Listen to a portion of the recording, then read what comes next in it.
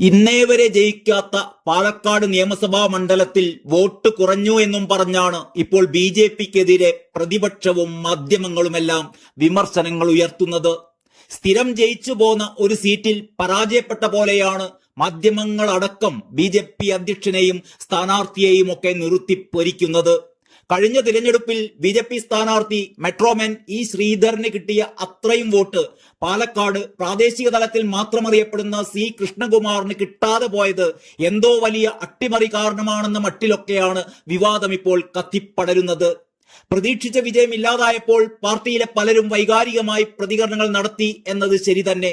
അത് ആവിധം മനസ്സിലാക്കേണ്ടതിന് പകരം ബി.ജെ.പി തകർന്നടിഞ്ഞു പോയേ എന്ന മട്ടിലാണ് CPM-ന്റെയും കോൺഗ്രസിന്റെയും ഒക്കെ പ്രചാരണം.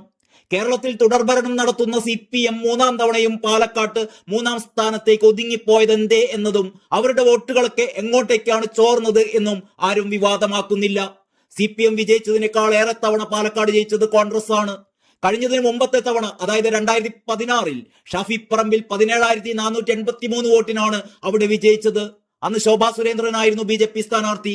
അന്ന് ബി.ജെ.പി സ്ഥാനാർത്ഥിയായിരുന്ന ശോഭാ സുരേന്ദ്രൻ 29.08% വോട്ടാണ് നേടിയിരുന്നത്. അതായത് 40,076 വോട്ടുകൾ.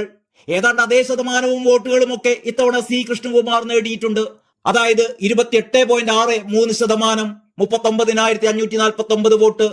ഇത്തവണ പാലക്കാട് ബി.ജെ.പിയുടെ അടിസ്ഥാന വോട്ടുകൾ ചോർന്നു എന്ന് നമുക്ക് പറയാൻ പറ്റില്ല. ശോഭ വർദ്ധിപ്പിച്ച വോട്ടുകളൊക്കെ അവിടെ തന്നെയുണ്ട്. പിന്നെ സി കൃഷ്ണകുമാറിനെതിരെ നഗരസഭാ പരിധിയിലുണ്ടായ അതൃപ്തിയും മറ്റും അങ്ങനെ പെരുപ്പിച്ചു കാട്ടുന്നതിലും വലിയ കാര്യമില്ല. സി കൃഷ്ണകുമാറിന് പകരം ശോഭാ സുരേന്ദ്രനോ കെ സുരേന്ദ്രനോ ആയിരുന്നുവെങ്കിൽ ജയിക്കുമായിരുന്നുവെന്ന് പറയുന്നതിലും വലിയ കഥയൊന്നുമില്ല. ക്രോസ് വോട്ടിംഗ് ഇപ്പോഴത്തെക്കാൾ കൂടുതലായി നടക്കുകയും സി കൃഷ്ണകുമാറിന് കിട്ടിയ വോട്ട് പോലും കിട്ടാതാവുകയും ചെയ്തേനെ. കാരണം പാലക്കാട് മണ്ഡലത്തിലെ 20%-ലേറെ വരുന്ന മുസ്ലിം വോട്ടുകൾ അവിടെ ഒരു പ്രധാന ഘടകമാണ്. SDPI, ജമാഅത്തെ ഇസ്ലാമി പോലുള്ള തീവ്ര സംഘടനകൾ സാധാരണ മുസ്ലിം വോട്ടർമാരെ പോലും ബ്രെയിൻ വാഷ് ചെയ്ത് വോട്ടുകളൊക്കെ കോൺഗ്രസിന്റെ പെട്ടിയിൽ ഇടുവിച്ചു. അതൊക്കെ പോട്ടെ, പറഞ്ഞു വരുന്നത് അതൊന്നുമല്ല.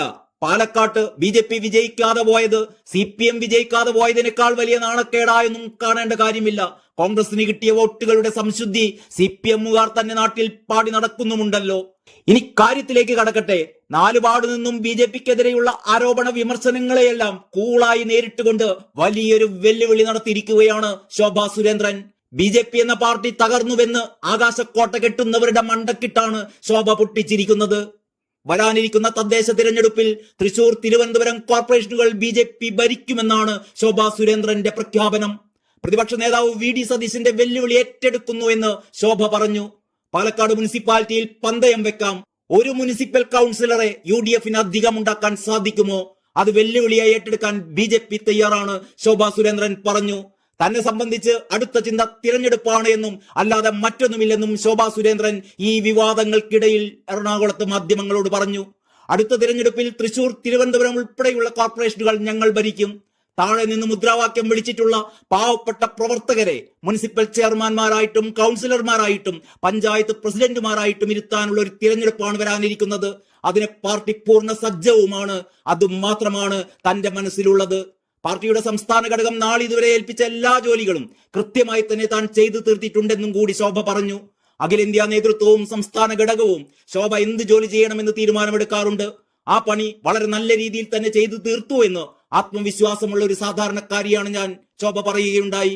പാലക്കാട് ഉപതെരഞ്ഞെടുപ്പിലെ പരാജയത്തെക്കുറിച്ച് മാധ്യമ പ്രവർത്തകരുടെ എല്ലാ ചോദ്യങ്ങൾക്കും കൃത്യമായ മറുപടി സംസ്ഥാന അധ്യക്ഷൻ നൽകി കഴിഞ്ഞതാണ്. അതുകൊണ്ട് തന്നെ അതിനേക്കാൾ കൂടുതലായിട്ടൊന്നും പറയാനില്ലെന്നും ശോഭ പറഞ്ഞു.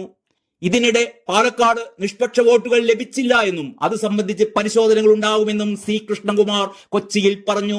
ശോഭാ സുരേന്ദ്രൻ പ്രചാരണ രംഗത്ത് സജീവമായി ഉണ്ടായിരുന്നുവെന്നും മറിച്ചുള്ള പ്രചാരണങ്ങളെല്ലാം മാധ്യമ സൃഷ്ടി മാത്രമാണെന്നും അദ്ദേഹം കൂട്ടിച്ചേർക്കുകയുണ്ടായി.